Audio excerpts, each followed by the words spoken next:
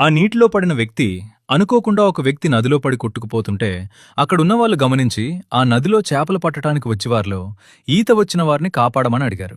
ఆ చేపలు పట్టేవారిలో ఒకడు గజ ఈతగాడు. కాని ఆ ఈతగాడు నదిలో కొట్టుకుపోతున్న వ్యక్తిని చూసి ఒక నవ్వు నవ్వి, కంగారు పడకండి, కాసేపు ఆగాక వెళ్తానన్నాడు.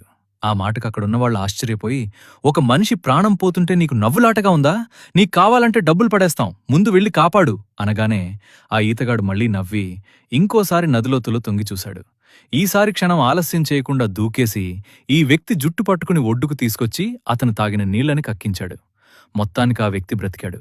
డబ్బులిస్తాను అనగానే కాపాడాడు అని భావించి అందరూ ఆ ఈతగాడికి డబ్బులు ఇవ్వబోయారు.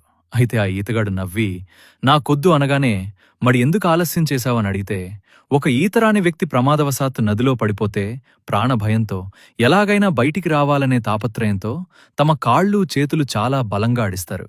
అలా వాళ్లు భయంతో ఉన్నప్పుడు వాళ్ళని కాపాడటానికి వెళ్లిన వారిని కూడా ముంచేస్తారు. కాబట్టి వారు అలసిపోయిన తర్వాత వారి దగ్గరికి వెళ్తే చాలా సులువుగా దొరికేస్తారు.